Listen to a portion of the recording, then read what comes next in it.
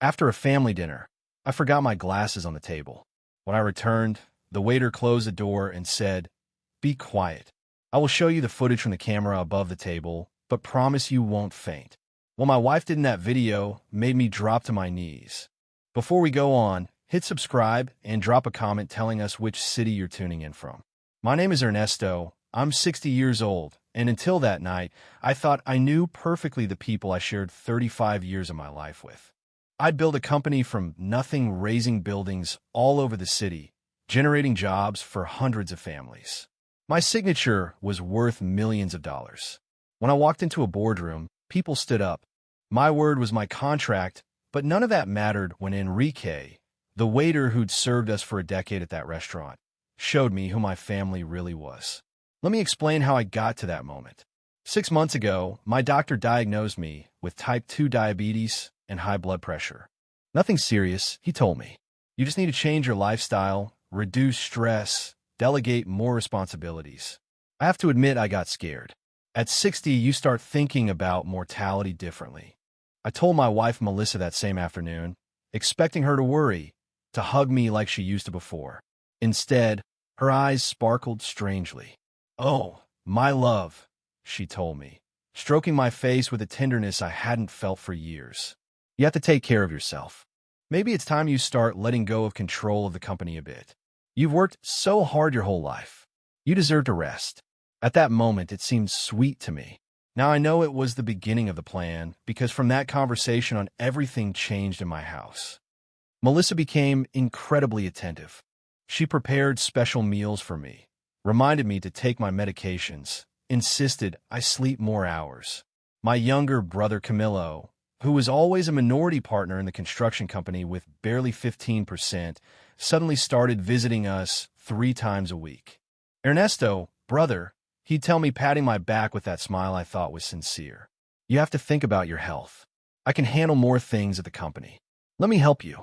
That's what family is for." My daughter Nyla, 32 years old, also started showing up more frequently, always with the same song. "Dad, you're working too much. You've already done enough in life. Enjoy a bit." At first I felt loved. I thought my diagnosis had scared them, that they finally realized I wouldn't be eternal, how naive I was, how stupidly blind I was. All those hugs, those kind words, that constant worry weren't love, it was impatience. They were waiting for something, but I didn't know it yet. The dinner that night was Melissa's idea. "Ernesto," she said one morning while we were having breakfast, "it's been so long since we all went out together as a family. I booked a table at the restaurant where we went on our 20th anniversary, Enrique's, the one you like so much. It'll be special. Just the 4 of us, you, me, Camilo, and Nyla." It seemed strange to me that she included my brother in an intimate family dinner, but I didn't say anything. Maybe I'm being paranoid, I thought. Maybe they really just want to spend time with me. That night, I dressed in my best suit. Melissa wore a pearl-colored dress that looked beautiful on her. She looked happy, radiant even. Camilo arrived on time, something rare for him. Nyla showed up with a huge smile. Throughout the dinner, I felt something weird in the atmosphere. Everyone was too nice, too attentive. Melissa touched my hand every 5 minutes. Camilo told me bad jokes, trying to make me laugh. Nyla took photos of me, saying she wanted to capture the moment. It was as if they were celebrating something, but I didn't know what. When I ordered dessert, Melissa exchanged a quick glance with Camilo. It was barely a second, but I saw it. He nodded almost imperceptibly. Then Melissa put her hand on mine and said, "Ernesto, my love, there's something we want to talk to you about, something important." I felt my stomach tighten. "Tell me," I said, trying to sound calm. She took a deep breath, as if what she was going to say was difficult for her. "Honey, you've worked your whole life, you've built an empire, but your health is the most important thing now. We're all very worried about you." Camilo leaned forward. "Brother, we've been talking about this among us for weeks. We think you should consider transferring the company to a family trust. That way you can still have control, but without the daily stress of operations."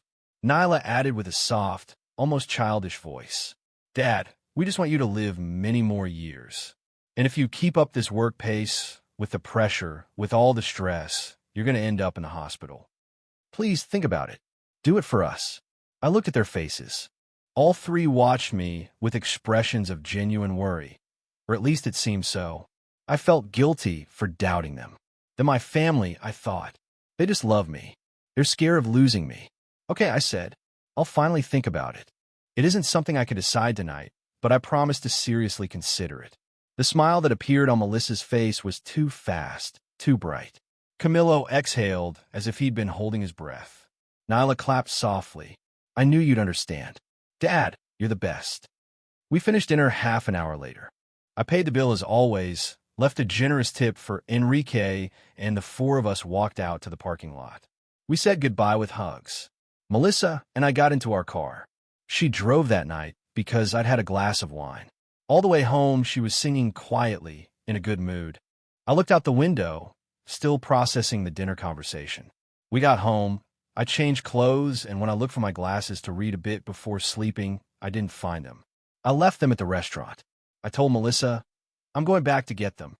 She was already in her nightgown, ready for bed. I'll go with you, she offered. No, stay, I told her. I'll be quick. It's 15 minutes. Those 15 minutes changed everything. When I got to the restaurant, it was almost 11 at night. The lights were half off. There were only 2 employees left cleaning. I pushed the door, and there was Enrique, as if he'd been waiting for me. Enrique locked the door behind me. The sound of the latch echoed in the empty restaurant like a gunshot. His hand grabbed my arm with a strength I didn't expect from a man his age.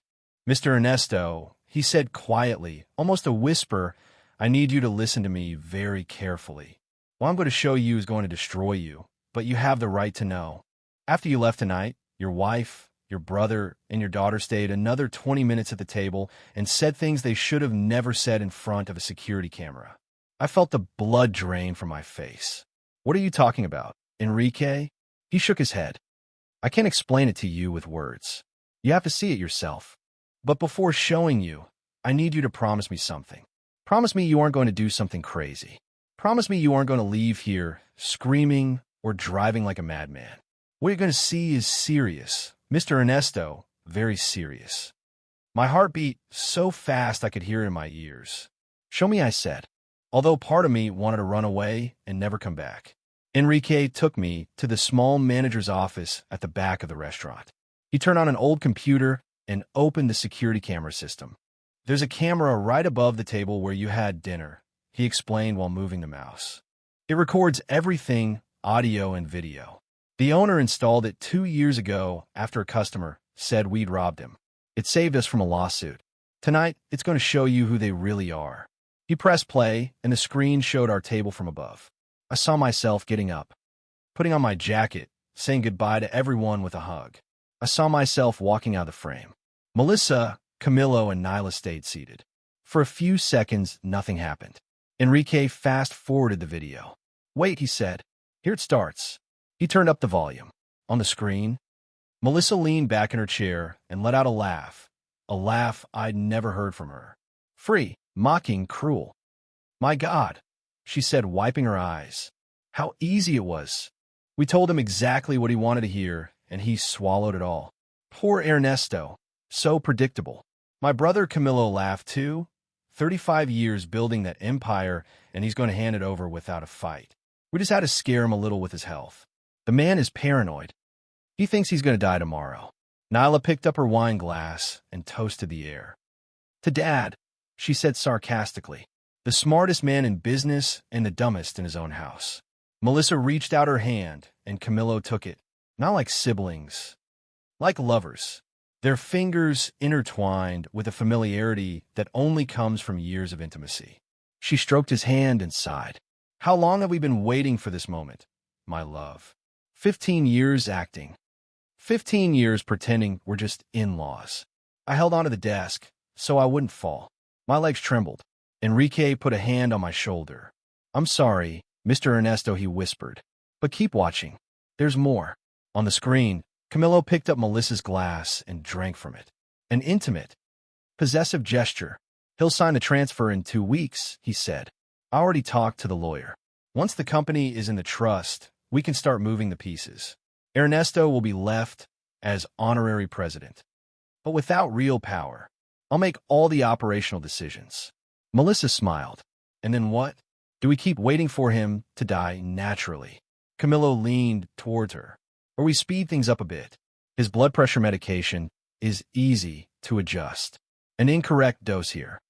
An extra pill there. With his diabetes, a heart attack wouldn't surprise anyone. He's a 60-year-old man with chronic stress. These things happen. I felt like I was going to throw up. Enrique paused the video. Mr. Ernesto, breathe, he told me. I know it's horrible, but you need to hear everything. You need to know how far they're willing to go. I motioned with my hand for him to keep playing it. I couldn't speak. I couldn't even process what I'd just heard. My wife and my brother planning to kill me. It couldn't be real. It had to be a nightmare. But it wasn't. On the screen, Nyla interrupted. Wait, we can't talk about that so openly. What if someone hears? Melissa looked at her with disdain. Don't be paranoid. The restaurant is empty. Ernesto already left. We're alone. Nyla lowered her voice anyway. I'm just saying we have to be careful. I don't want to end up in jail. I just want my part of the inheritance, the $500,000 Dad promised to give me when I turn 35. I can't wait 3 more years. I need them now. Camillo laughed cruelly. You're part of the inheritance, dear niece. Your father has no plans to give you anything until he's dead, and knowing Ernesto, he's going to live to be 90 just out of stubbornness. That's why we need to act fast. Once we have legal control of the company, we can start liquidating assets, properties, investments, accounts. We'll divide everything before he realizes what's happening. Melissa stroked Camillo's face, 35 years. Married to a man who never truly saw me, who married me because I was young and pretty, because having a presentable wife at his business events gave him status, but he never truly loved me. He never made me feel what you make me feel, Camillo. His brother kissed her on the lips. A long, deep, obscene kiss, right on the table where minutes before we'd had dinner as a family. When finished, I felt completely empty, as if someone had torn out everything I was and left only a shell. Enrique turned off the screen. There's more, he said softly. Another 10 minutes where they keep talking about how they're going to divide your money, how Melissa plans to divorce you once you're incapacitated or dead, how Camillo already has an interested buyer for 3 of your commercial properties. But I think you've seen enough for now. I slumped in a chair. My hands trembled, my whole body trembled. How long? I asked with a broken voice. How long have Melissa and Camillo been together? Enrique sighed. Mr. Ernesto, I've seen them here for years.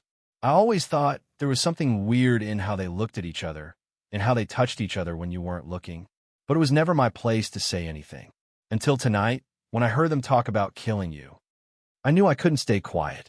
I felt tears burn my eyes, but I didn't let them fall. I wasn't going to cry. No, not yet. I need a copy of that recording, I said. Enrique nodded. I already have it ready on a USB drive. I also saved a copy in the cloud, just in case. This is evidence of conspiracy to commit fraud and possibly attempted murder. You need to go to the police, Mr. Ernesto. You need to protect yourself. I shook my head slowly. No, I said. The police will come later. First I had to think.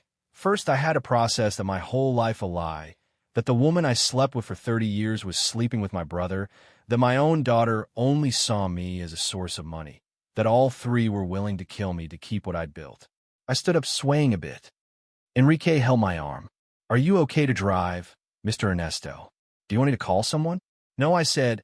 I need to be alone. I need to think. He handed me the USB drive and a piece of paper with a phone number. This is my personal cell phone. Call me whenever you want, whatever time it is. And please, be very careful. If they suspect you know something, I don't know what they might be capable of. I walked out of the restaurant like a sleepwalker. I got in my car and sat there for how long with my hands on the steering wheel, staring at nothing. In my pocket, the USB drive weighed like a stone. It contained the truth. It contained the proof that everything I believed about my family was fake, and it also contained my revenge. Because if I learned anything building my company from scratch, it's that information is power. And now I had all the information I needed. I got home past midnight. The lights were off, except the one in our bedroom. I walked up the stairs slowly, every step in agony. I opened the door, and there was Melissa lying in bed reading a magazine. She looked up and smiled at me. That smile I thought was genuine, that smile I now knew was just another mask. Did you find your glasses? She asked sweetly. Yes, I answered, touching the pocket of my jacket where I carried the USB drive. Enrique had them saved. She looked me up and down. You look tired, love. Come to bed. You need a rest. I changed in the bathroom, looking at myself in the mirror. The man looking back at me seemed to have aged 10 years in an hour. He had deep dark circles, pale skin, but my eyes weren't the same anymore. There was no naivety in them anymore. There was something colder, more calculating. I washed my face with freezing water and went out. I laid down next to Melissa. She turned off the light on her side and cuddled against me, like she'd done thousands of nights for 30 years. Her hand on my chest, her warm breath on my neck, everything that used to make me feel loved, now nauseated me. But I didn't move, I didn't pull away, because at that moment I made a decision.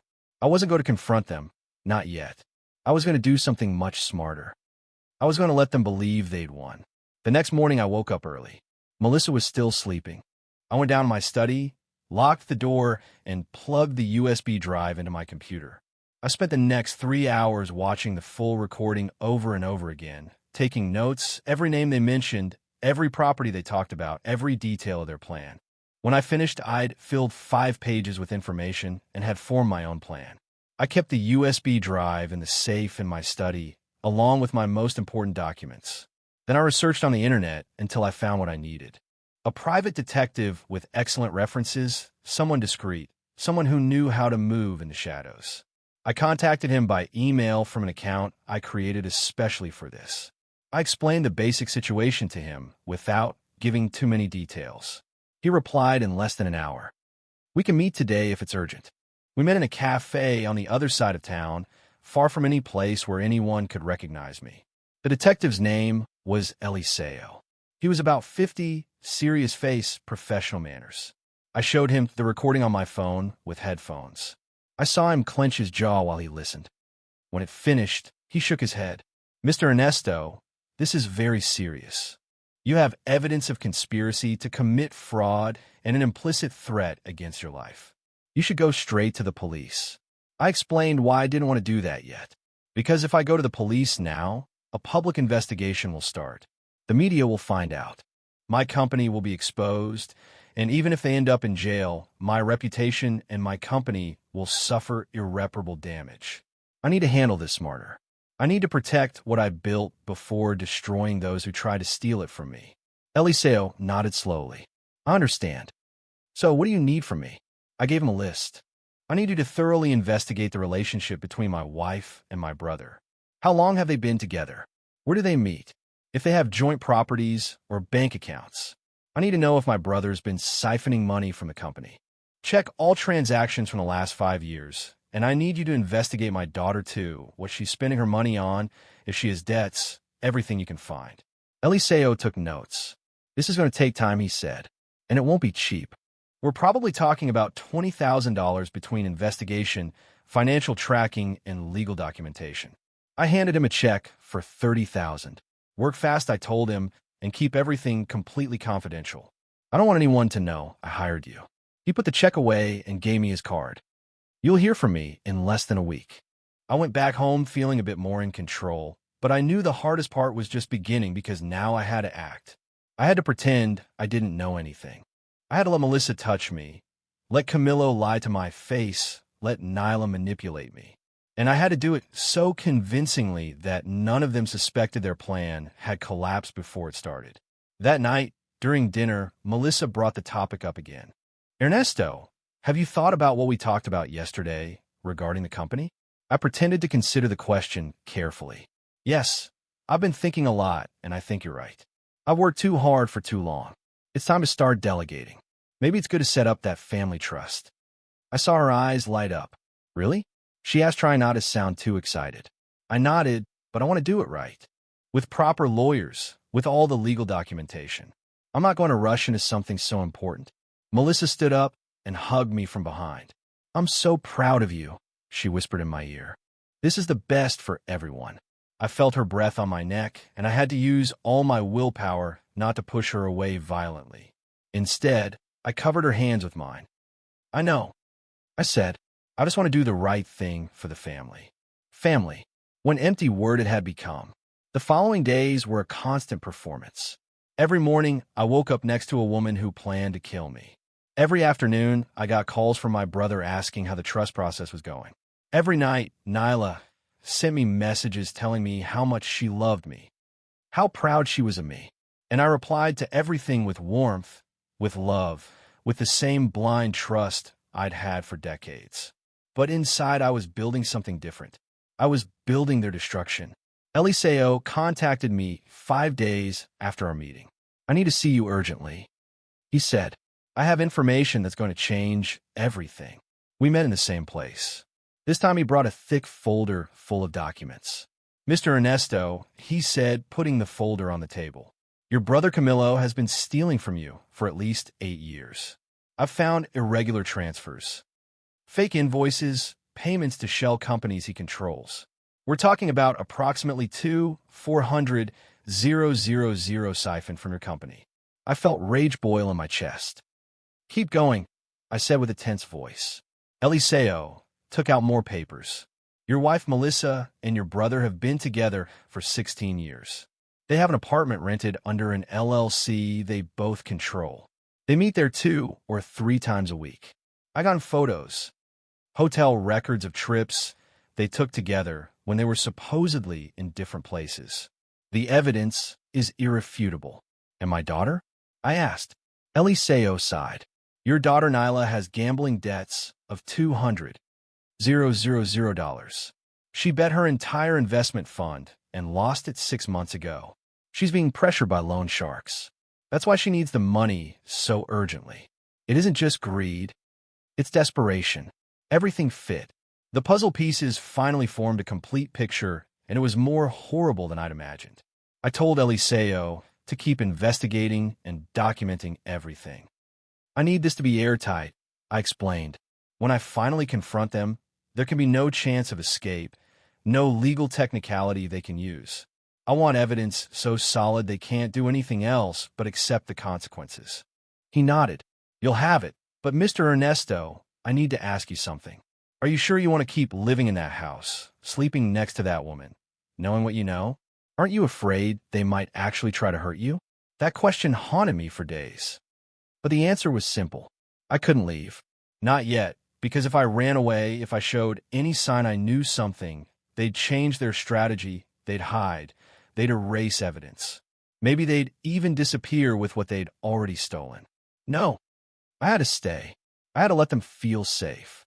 I had to be the same trusting and slightly naive Ernesto I'd always been, at least in appearance. But I took precautions. I moved my medications to a different place every night, kept them in different spots in the house, sometimes in my car, sometimes in my office. I checked every pill before taking it. I ate only what I prepare myself or what I ordered from random restaurants. I became paranoid with every glass of water, with every cup of coffee, and I was right to be. A week after watching the recording, I found something in my blood pressure pill bottle, a capsule that looked slightly different from the rest. More opaque. I took a picture of it and discreetly took it to a pharmaceutical lab Eliseo recommended. The analysis confirmed my worst suspicions. The dose had been altered. It contained almost 3 times the normal amount of medication. The adulterated pill was the proof I needed. It wasn't just conspiracy anymore. It was a real murder attempt. I called Eliseo immediately and sent him the photos along with the lab report. This is enough for a criminal charge, he told me. We can go to the police right now. But I had other plans. Not yet, I told him. I need this to be public. I need the world to see who they really are. A police report would expose them. Yes, but I wanted more than that. I wanted complete justice. That night during dinner, I acted my best role yet. I sat at the table with Melissa and pretended to feel sick. I put my hand to my chest and breathed heavily. Melissa stood up alarmed. Ernesto, what's wrong? Are you okay? I shook my head. I don't know, I said with a weak voice. I feel dizzy. My heart is beating very fast. She ran to get water, but I raised my hand. I don't think I need to go to the hospital. This doesn't feel normal. I saw the panic in her eyes, but it wasn't panic for my well-being. It was panic because her plan was getting out of control. If I went to the hospital, the doctors would check my medication. They could discover the alteration. Honey, she said, trying to sound calm, maybe you just need to lie down for a moment. You've been very stressed with the whole company issue. It's probably anxiety. I insisted. No, Melissa, something is wrong. I'm going to call emergencies. She stopped me, putting her hands on my shoulders. Okay, let's go to the hospital. I'll take you, but let me call Dr. Vargas first. He can see us in his private office. It'll be faster than going to emergencies and waiting hours. I agreed, although I knew exactly what she was doing. She was trying to control the situation. To make sure I saw a doctor she could manipulate or at least influence. We went to Dr. Vargas's office. It was past 8 at night, but Melissa convinced him to see us. The doctor checked me for 40 minutes. Blood pressure, electrocardiogram, quick blood tests. Everything came back normal. Your heart is perfectly fine, Mr. Ernesto. He finally said. There are no signs of any heart problem. What you felt was probably an anxiety attack. They're very common in men your age who are going through major life changes. Melissa exhaled with relief. See, love, I told you it was stress. You need to relax. The doctor prescribed me a mild anxiolytic and sent us home. All the way back, Melissa was unusually quiet. I knew she was thinking, probably wondering if she'd used too much dose in the pill, if it had been too obvious. I didn't say anything. I just looked out the window, letting her boil in her own thoughts. The following days, I sped up the trust process. I called my lawyer Evaristo, a 65-year-old man who'd worked with me for 20 years. I met him in my private office, far from prying ears. Evaristo, I told him, closing the door. I need us to do something very specific and very confidential. He adjusted his glasses. Tell me, Ernesto, I'm all ears. I explained the whole situation to him, showed him the restaurant recording, showed him the evidence of Camillo's fraud. I showed him the lab report on the adulterated pill. I saw him turn pale as he processed all the information. My God, Ernesto, he whispered. I have no words. I know, I told him, and that's why I need your help. I need to create a trust that seemingly gives them the control they want, but legally keeps me with all the real power. Something that looks like a transfer, but is actually a trap. Evaristo thought for several minutes. I can do that, he finally said. We'll create an irrevocable trust with very specific clauses. You'll be the sole beneficiary during your life. Camillo can be named as operational manager. But every major decision will need your written approval. And here's the important part. We'll include a morality clause. If any beneficiary is accused of fraud, embezzlement, or any crime against you or the company, they'll be removed immediately without compensation. Perfect. I told him, and I need everything to be ready in a week. I also want you to contact a forensic accountant, someone who can track every peso Camillo stole and prepare a detailed report to present in court if necessary. Evaristo nodded. I'll do it personally. And Ernesto, I need to tell you something. You're one of the strongest men I know. I don't know how you're handling all this without breaking down. The truth was I was breaking down. Every night when Melissa fell asleep, I locked myself in the bathroom and cried silently. I cried for the 30 years she wasted with a lie. I cried for the family I never really had. I cried for the brother who betrayed me and the daughter who only saw me as an ATM. But every morning I wiped away my tears, put on my suit, and went back to acting. Because the pain would come later. First I had to win. Camillo started visiting me more often, anxious to know when we'd sign the documents. Brother, he'd tell me with that fake smile, how's everything going with the trust? Almost there, I'd answer him. The lawyer is finalizing the details. I want to make sure everything is perfect. There's no rush, right? He laughed nervously. No, of course not. I just want to help you close this so you can rest easy. Melissa also pressured in her own way, subtler, more manipulative. She made my favorite meals, gave me back massages, told me how much she loved me, and every word, every gesture was like a knife in my heart because I knew the truth. I knew every caress was a lie. Every kiss was betrayal. Every I love you was really I need you dead. One afternoon, Nyla came to the house crying. "Dad," she said, hugging me. "I need to talk to you." I took her to my study. "What's wrong, daughter?" She wiped her tears with award-winning acting. "I'm in trouble. Dad, I did something very stupid. I invested money in a business that turned out to be a scam. I lost everything, and now I have debts. I need your help." "How much?" I asked, although I already knew the exact answer. She lowered her head. $200,000. "I know it's a lot. I know I have no right to ask you this after everything you've already done for me, but I have no one else. Please, Dad." I looked at her for a long moment. She was perfectly playing the role of repentant daughter. If I didn't know the truth, I probably would have given her the money right then. "Nyla," I told her softly, "that's a very large amount of money. I need time to think how I can help you. Give me a few weeks. Once the trust is set up, we can talk about this more calmly." I saw frustration cross her face for a second before she put back on her sweet daughter mask. "Of course. Dad, I understand. Thank you for at least considering it." She hugged me, and I felt absolutely nothing. My own daughter had become a stranger. Eliseo contacted me with more information. "Mr. Ernesto, I found something interesting. Your brother Camilo already has a buyer for 3 of your commercial properties. He's been in negotiations for 2 months. The deal would close as soon as he has legal control of the assets. He's planning to sell properties worth at least $7 million for $4 million.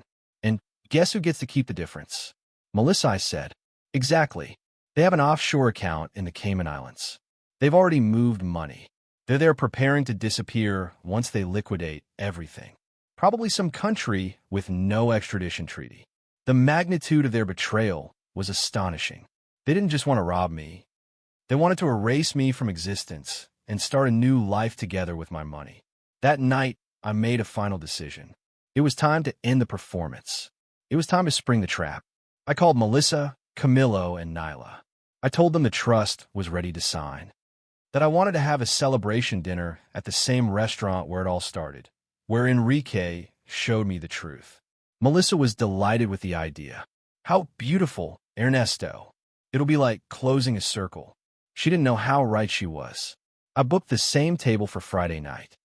But this time, I made special arrangements with the restaurant owner. I explained I needed absolute privacy for an important business meeting.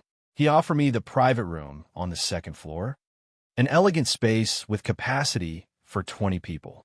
"Perfect," I told him. "And I need Enrique to be our exclusive waiter that night." The owner agreed without asking questions. He probably thought it was just another corporate dinner. What Melissa, Camilo, and Nyla didn't know was that we wouldn't be alone. I invited other people. My lawyer, Evaristo, the forensic accountant who'd audited the company's finances, Eliseo, the private detective, and 2 more witnesses, a notary public, and a retired police officer who now worked as a security consultant. Everyone would arrive 30 minutes after my family, giving them enough time to relax. The days leading up to the dinner were the hardest. Melissa was euphoric. She planned her dress, her hairstyle, as if it really were a celebration. Camilo called me every day to confirm everything was in order. Nyla sent me messages telling me how much this meant to her, and I replied to everything with warmth, normally, as if I didn't know every word they said to me was poison disguised as honey. Friday night arrived. I dressed in my best dark gray suit. Melissa wore a champagne-colored dress that looked beautiful on her. She looked radiant, happy, probably imagining the life she'd have with Camilo once I was dead or locked in a nursing home. We arrived at the restaurant at 7 sharp. Camilo was already there waiting at the entrance. Nyla arrived 5 minutes later. We went up to the private room. The table was perfectly set. Candles, flowers, crystal glasses, all very elegant. Enrique received us with his usual professionalism. "Good evening, family," he said with a small bow. "It's an honor to serve you on such a special night." Only I noticed the twinkle in his eyes. He knew what was coming. He was part of the plan. We sat down. Melissa to my right, Camilo to my left, Nyla across from me. We ordered drinks. Red wine for them. Mineral water for me. I needed to keep my head completely clear. "Let's toast," Melissa said, raising her glass. "To family, to the future, to Ernesto, who's finally going to be able to rest and enjoy everything he built. Everyone clinked their glasses. I raised my glass of water. For the truth, I said, it always comes to light. Nobody caught the double meaning. We ordered dinner. During the first 20 minutes, the conversation was light. We talked about trivialities, the weather, a construction project we were finishing, Nyla's plans to remodel her apartment. Everything so normal, so falsely perfect. Then I heard footsteps on the stairs. It was time. The room door opened. Evaristo walked in first, followed by the accountant, Eliseo, the notary, and the security consultant. Melissa froze with her fork halfway to her mouth. Camillo visibly paled. Nyla looked around confused. Ernesto, Melissa said with a trembling voice. What's going on? Who are these people? I stood up slowly. Let me introduce you, I said with a calm but firm voice. This is Evaristo, my personal lawyer. He has some very interesting documents to show you. This is Mr. Carranza, forensic accountant. He's been auditing my company's finances for the last 2 weeks. This is Eliseo, private investigator. He's been documenting very particular activities, and these gentlemen are official witnesses to what's about to happen here tonight. Camillo stood up abruptly. Brother, what is this? Some kind of joke? It isn't a joke, Camillo. Sit down. My voice had an edge I'd never used with him before. He sat down slowly with his hands shaking. Melissa tried to hold my hand. Ernesto, honey, I don't understand what's happening. You're scaring me. I pulled my hand away as if it burned me. Don't touch me, I told her coldly. Never touch me again. The silence in the room was absolute. Even the clinking of silverware had stopped. I walked over to where Enrique was waiting by the wall. Enrique, please bring the equipment we prepared. He nodded and left, returning moments later with a projector and a laptop. He set it up on the table while my family watched with growing terror. What do you go to see now? I said, turning to them. It's a recording of this very table from exactly 2 weeks ago. Melissa stood up. No, Ernesto, please. Whatever you think you saw. I interrupted her. Sit down. Melissa, you either sit down voluntarily or Mr. Guzman will help you sit down. The security consultant took a step forward. She slumped into the chair. I pressed play. The recording began. They saw themselves on the screen, sitting at that same table, in those same chairs. My image walking out of the frame, and then their voices filled the room. How easy it was. We told him exactly what he wanted to hear, and he swallowed it all. Poor Ernesto. So predictable. I saw the color completely drain from Melissa's face. Camillo tried to get up, but Eliseo placed a firm hand on his shoulder. Sit down, sir. You need to watch this completely. The recording continued.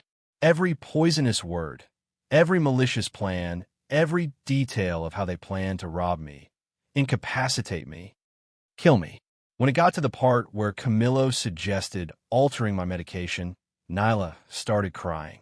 Dad, she sobbed. I didn't know they were going that far. I silenced her with a look. Don't speak. It isn't your turn yet. The recording showed the kiss between Melissa and Camillo. It showed how they talked about selling my properties. It showed how they laughed at my naivety. When it finished, I let the silence stretch for a full minute. 16 years. I finally said, looking at Melissa and Camillo. 16 years sleeping together behind my back. 16 years laughing at me, making me believe I had a family, I had a marriage, I had a loyal brother. I turned to the accountant. Mr. Carranza, please share your findings. The accountant opened his briefcase and took out a thick document. During the last 8 years, he began with a professional voice. Mr. Camillo has siphoned approximately $400,000 from the company. He did it through fake invoices, payments to shell companies, and overpricing on contracts. I have here the complete documentation of every fraudulent transaction. Camillo shook his head violently. That's a lie. Shut up. I roared. My voice echoed off the walls. You have no right to speak. Evaristo took the floor. Furthermore, the lawyer continued, we found evidence that Mr. Camillo and Mrs. Melissa have a joint account in the Cayman Islands with approximately $800,000. Money that clearly comes from the siphoned funds. They also have a jointly rented apartment in the financial district, where they've been meeting regularly for years. Melissa started hyperventilating. Ernesto, can I explain? Everything has an explanation. I don't want your explanations, I told her. I want you to hear the consequences. Evaristo placed a document in front of each of them. These are the divorce papers. Melissa, you're being sued for adultery and conspiracy to commit fraud. You won't receive a single peso in alimony. The house you love so much, which is in my name, you'll lose it. Your joint bank accounts with me have been frozen since this morning. You have exactly 48 hours to get your things out of my property. I turned to Camillo. And you, brother, what an ironic word. You're officially removed from the company. Your 15% share will be liquidated at the minimum value allowed by law due to your fraudulent conduct. You'll face criminal charges for embezzlement. Mr. Carranza has already filed the complaint with the prosecutor's office. I hope you enjoy the next 5 to 10 years thinking about how you betrayed your own blood. Camillo hit the table with both hands. You can't do this to me. I'm your brother. I have rights in that company. I worked with you for years. I leaned over the table, looking him straight in the eyes. You worked for me. Camillo, never with me. And you used every opportunity you had to rob me. Every contract you oversaw, every supplier you hired, every decision you made was to line your pockets at my expense. And the worst part is while you were robbing me, you were sleeping with my wife. In my own house, in my own bed. He opened his mouth to protest, but Eliseo pulled out a manila envelope and dropped it in front of him. Inside were photographs. Camillo and Melissa entering the apartment, kissing in a parking lot, holding hands in restaurants far from the city. Hugging on the beach during a weekend Melissa had supposedly spent visiting her sister. Image after image of their betrayal, meticulously documented. Melissa started sobbing uncontrollably. Ernesto, please, I know I made a terrible mistake, but I loved you once. I swear, our early years were real. A mistake, I repeated in disbelief. 16 years isn't a mistake. Melissa, 16 years is a choice. A choice you made every day waking up next to me. Every time you kissed me before leaving to meet him.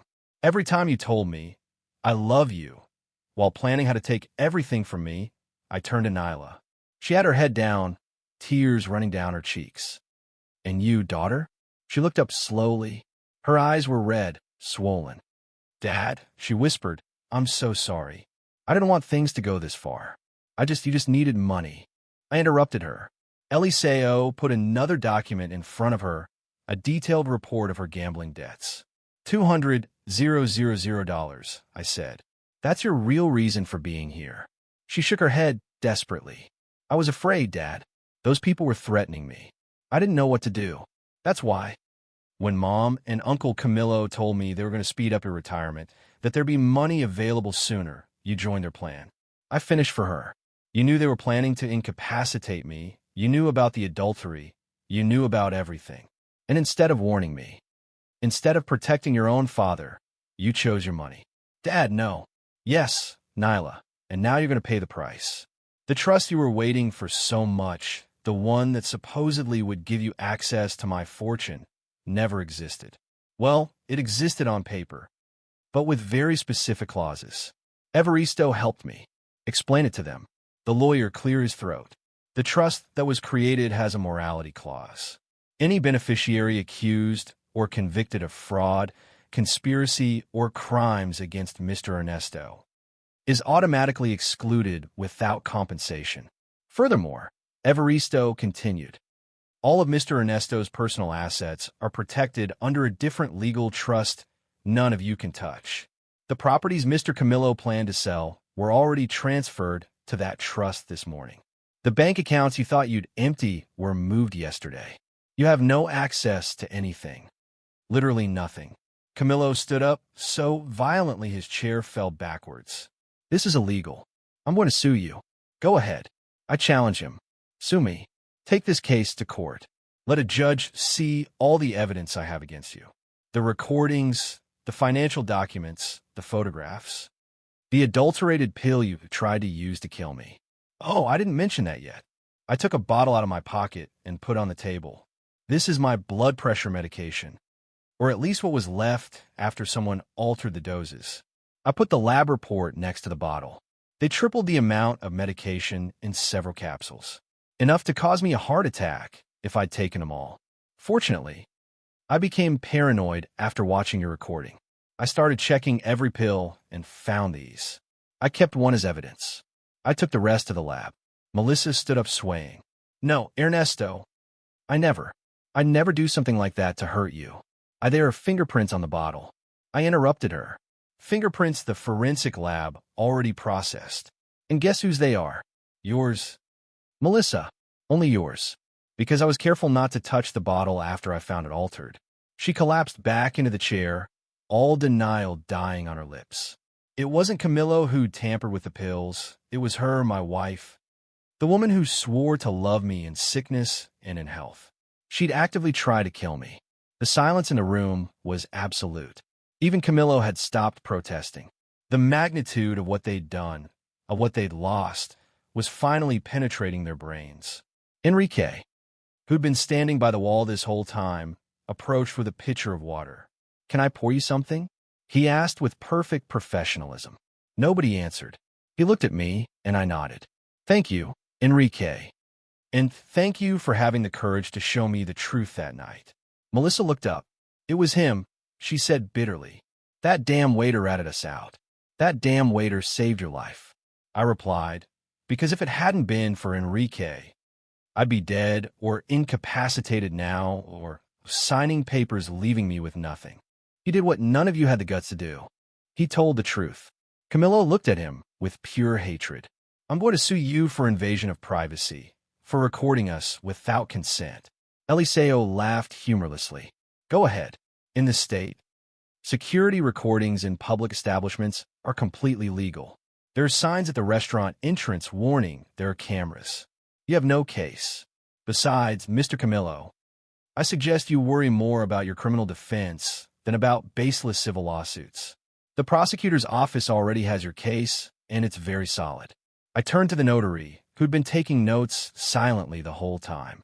Mr. Ramirez, you've documented everything that's happened here tonight. Yes, Mr. Ernesto, everything has been recorded. Date, time, attendees, evidence presented, reactions of the accused. This document will serve as the official record of this confrontation. I thanked him and then addressed my family for the last time. I want you to understand something. I didn't do this for revenge. I don't enjoy seeing you like this. I did this because I deserve to know the truth. Because I deserve justice. I spent 30 years building a life, a company, a family, all based on trust and loyalty. And you destroyed all of that, not out of necessity, not because I treated you badly. You did it out of greed, out of lust, out of impatience, and now you're going to live with the consequences. Melissa tried one last time. Ernesto, if our marriage ever meant anything to you, please. Our marriage ended the first time you slept with my brother. I interrupted her. Everything that came after was just theater, and now the curtain has fallen. Evaristo gave each one an envelope. Inside you'll find legal documents, restraining orders, lawsuit notifications, instructions on how to proceed. I suggest you get good lawyers. You're going to need them. Camillo gave a final attempt at manipulation. Brother, listen, we can fix this. I can return the money. We can reach an agreement. I'm not your brother anymore, I told him coldly. Brothers don't betray each other like that. Brothers don't sleep with each other's wives. Brothers don't conspire to kill. You're nothing to me now. You're just a criminal who's going to face justice. Nyla got up approaching me. Dad, please give me a chance to make it up to you, to prove to you I stayed away from her. I don't want your compensation. Nyla, I don't want your promises. You had chances. Many. The first was when your mom and uncle told you their plan. You could have warned me. You could have chosen to do the right thing. You chose the money. Now live with that choice. She fell to her knees sobbing. I'm sorry, Dad, I'm so sorry.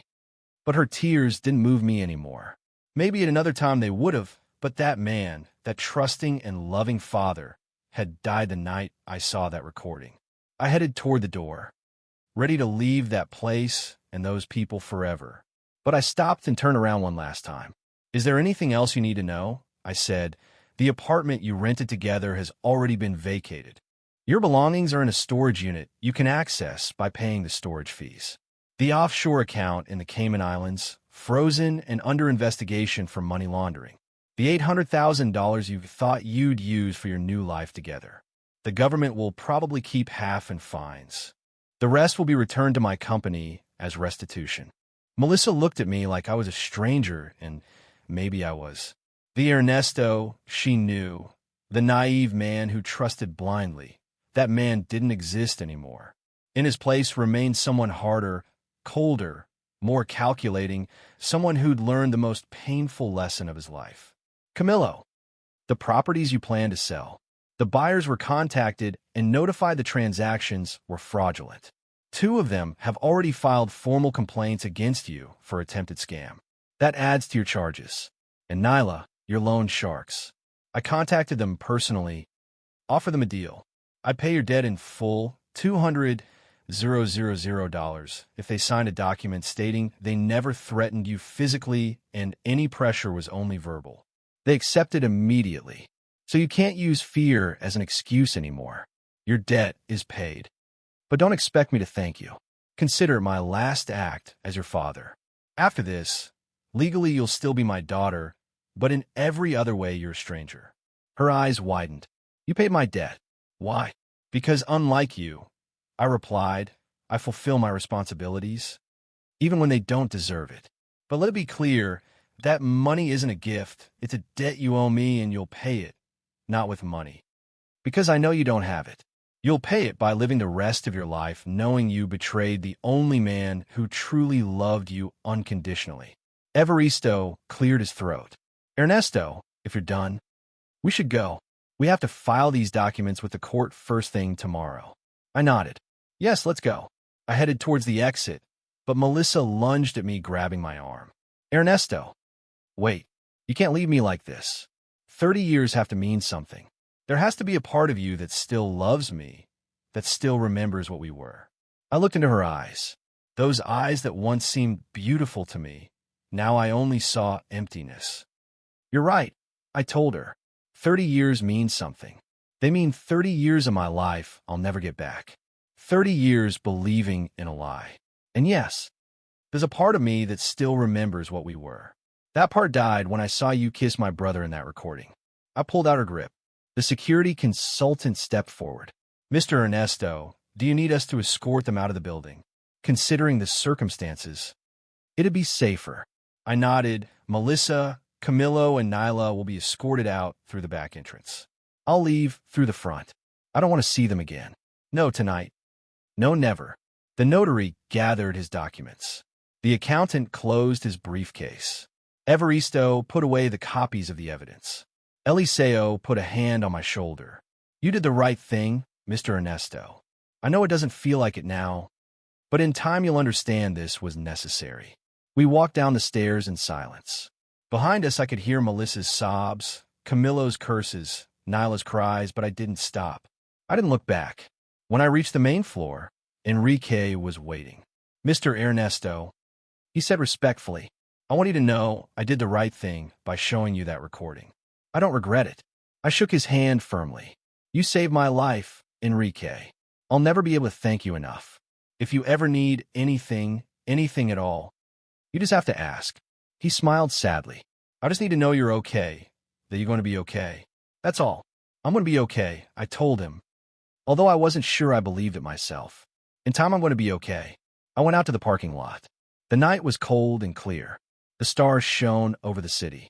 I breathed deeply, filling my lungs with fresh air. I was free from the lies, free from the betrayal. But that freedom had a terrible weight.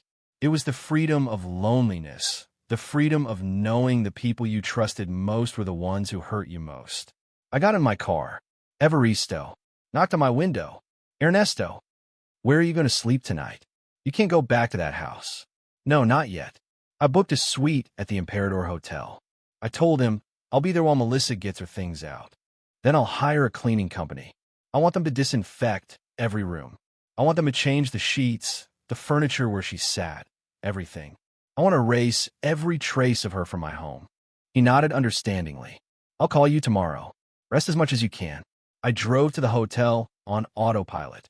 My mind replayed random moments from my marriage. Our wedding day, Nyla's birth, family vacations, Christmases, birthdays. Every memory was now contaminated. Every smile from Melissa in those photographs was fake. Every hug from Camillo was betrayal. Every I love you from Nyla was manipulation. 30 years of memories turned into lies. At the hotel, the receptionist recognized me. "Good evening, Mr. Ernesto. Your suite is ready. The bellboy can help you with your luggage." "I have no luggage," I told her. "I just need the room." She looked confused but didn't ask. She gave me the key and I went up to the 12th floor. The suite was luxurious, spacious, empty. I sat on the edge of the bed and finally, after 2 weeks of holding everything in, I let myself feel. The pain hit like a massive wave. I doubled over, hugging myself, and cried. I cried for the marriage that never really existed. I cried for the relationship with my brother, which was always a sham. I cried for my daughter, who learned to value money over integrity.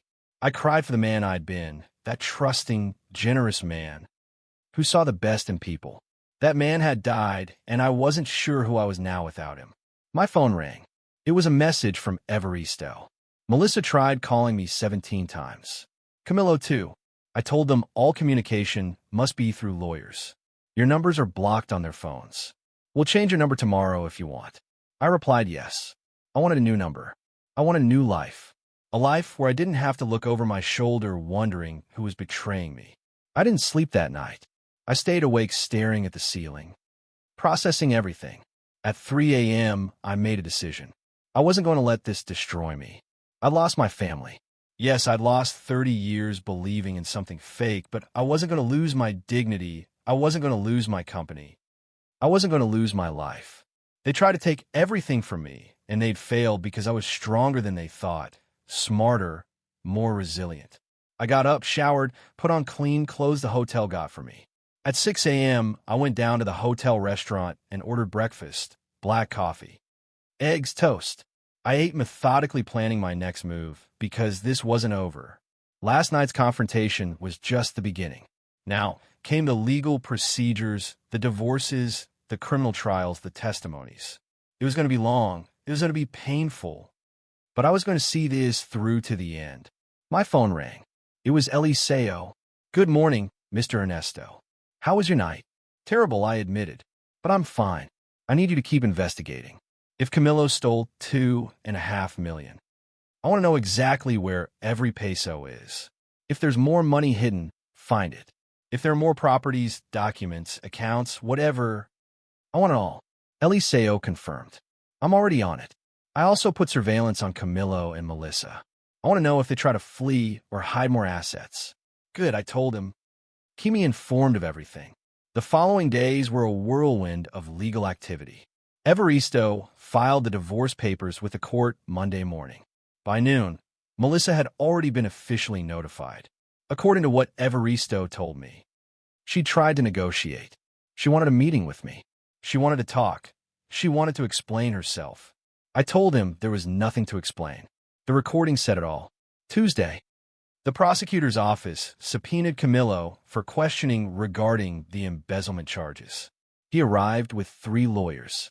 He came out 4 hours later, pale and trembling. The case against him was solid, very solid. Wednesday, I got an unexpected call. It was Nyla. She got my new number, probably through my office secretary. "Dad, please," she said with a cracking voice. "I need to talk to you just 5 minutes. I'm begging you." I sighed. "Okay, Nyla, 5 minutes." We met at a neutral cafe. She arrived with swollen eyes, no makeup, dressed in simple clothes. She looked destroyed. "Dad," she began as soon as we sat down, "I know I have no right to ask you for anything. I know I ruined everything, but you need to know I did love you. I love you. It wasn't all a lie." I looked at her expressionless. "The part where you knew your mother was cheating on me, that was real. The part where you knew Camillo was stealing from me, that was real. The part where you were willing to leave me incapacitated just to collect your inheritance, that was also very real." She shook her head. "It wasn't like that. They told me they were just going to convince you to retire, that nobody was going to get hurt. When I heard about the pills on the recording, I got scared. I swear I never would have allowed them to hurt you. But you didn't warn me. I reminded her, you had weeks to tell me the truth, to protect me, and you chose not to. That tells me everything I need to know about your love. She started crying. I was afraid, Dad. Afraid of my debts. Afraid of disappointing Mom. Afraid of being left with nothing. I made a terrible choice. But I'm sorry. I really am. Let me prove it to you. Let me spend the rest of my life making it up to you. I shook my head. I don't want your compensation. Nyla, I want you to learn from this. I want you to understand decisions have consequences. She wiped her tears. What's going to happen to me? Now, legally nothing. I explained to her. You didn't commit any crime directly. You weren't involved in Camillo's fraud. You didn't tamper with my medications like your mother. But you aren't going to receive anything from me either. The trust one created for you when you were born was annulled under the morality clause. The $500,000 you expected disappeared. You'll have to build your own life like I did at your age. She paled. Dad, I have nothing. I have no savings. I have no career. I've depended on you all my life. Exactly, I told her. And that was my mistake. I gave you everything without teaching you the value of earning it. Now you're 32. The perfect age to start over. Get a job. Learn a skill. Build something for yourself. And maybe many years from now, when you've proven you can be a person of integrity, we could try to rebuild some kind of relationship, but that's going to take time. A lot of time. She stood up slowly. I understand, she said with a small voice. I'm going to try to be better, Dad. I'm going to try to deserve another chance. I hope someday you can forgive me. See you, Nyla. It was all I could say. She left, and I sat there feeling empty. That afternoon, Evaristo called me with news.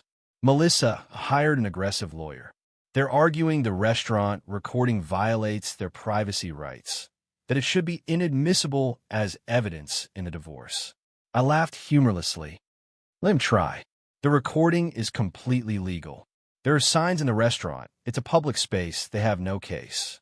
Besides, we have the other evidence, the photographs, the bank records, the apartment, the testimonies. Even without the recording, she'd lose. Thursday, Camillo tried to contact me through his lawyer. He wanted to make a deal. He was willing to return all the money he stole if I dropped the criminal charges. I told Evaristo to reject the offer. This isn't about the money. I explained to him. It's about justice. Camillo needs to face real consequences. He needs to stand in front of a judge and hear a sentence. He needs to understand betraying your family has a price that can't be paid by simply returning what was stolen. Evaristo agreed. We rejected the offer. Friday was the preliminary divorce hearing. I had to be in the same room as Melissa for the first time since the confrontation at the restaurant. She tried to approach me during the recess. Ernesto, please, she whispered. Just listen to me for a minute. Her lawyer stopped her, probably knowing anything you said would only worsen her situation. The judge reviewed the documents, saw the evidence presented. His face hardened noticeably when he read about the prolonged adultery and the adulterated pill.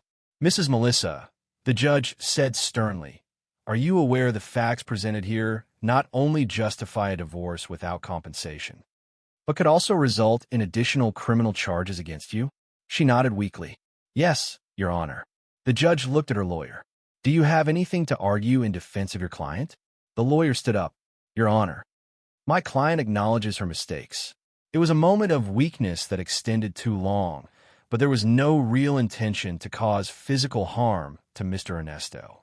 Evaristo stood up immediately. Your Honor, we have forensic evidence. Mrs. Melissa intentionally altered my client's medication with doses that could have been lethal. That isn't a moment of weakness. It's premeditated attempted murder. Furthermore, she conspired with my client's brother to strip him of his assets while incapacitating or eliminating him. The criminal intent is clear and documented. The judge nodded gravely. I'll proceed with the divorce, under the terms requested by Mr. Ernesto, without financial compensation from Mrs. Melissa. Division of assets limited only to personal belongings she can prove she bought with her own money. Melissa slumped in her chair. Her lawyer tried to protest, but the judge raised his hand. Furthermore, the judge continued. I'll be referring this case to the prosecutor's office so they can evaluate if additional criminal charges for attempted murder should be filed against Mrs. Melissa. This hearing is adjourned. I left the court feeling strangely empty. I'd won, but it didn't feel like a victory. It felt like the end of something that should have never ended like this. Outside, reporters were waiting. The news of the divorce had leaked. Local businessman divorces after discovering 16-year adultery with his own brother. The headlines are going to be brutal, not just for Melissa and Camillo, but for me too. My private life exposed. My pain turned into entertainment, but it was the price of public justice. I made my way through the reporters without commenting. Eliseo was waiting for me in the car. I took him to his office.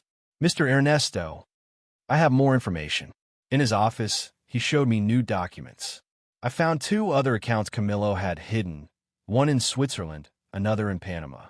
They total approximately $500,000 more.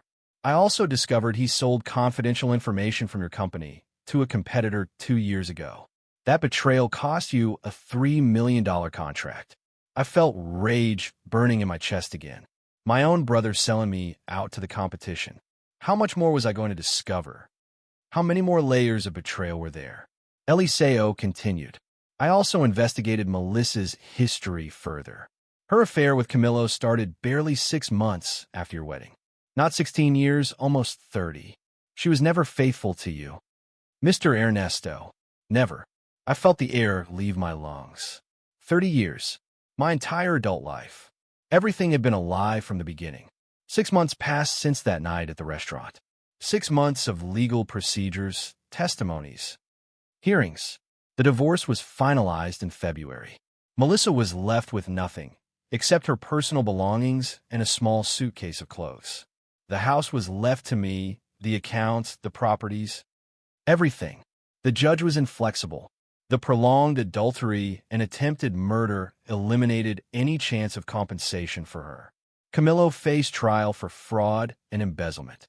The evidence was so overwhelming his own lawyer recommended pleading guilty in exchange for a reduced sentence.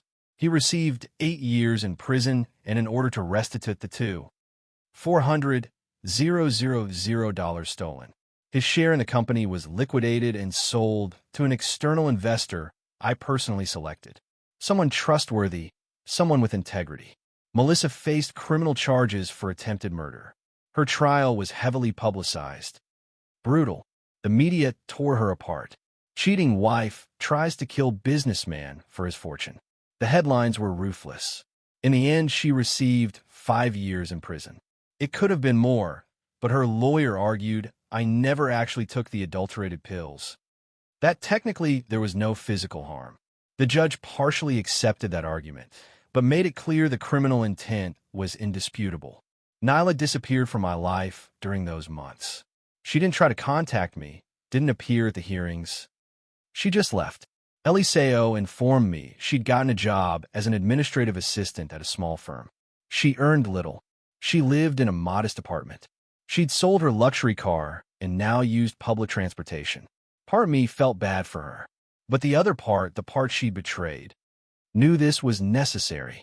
She needed to learn to survive on her own. An April afternoon, 6 months after everything, I received a letter. It was from Nyla, handwritten. In it she told me about her new life, about how she was learning the value of hard work, about how she finally understood what I tried to teach her for years. She didn't ask for money. She didn't ask for forgiveness. She just shared her process.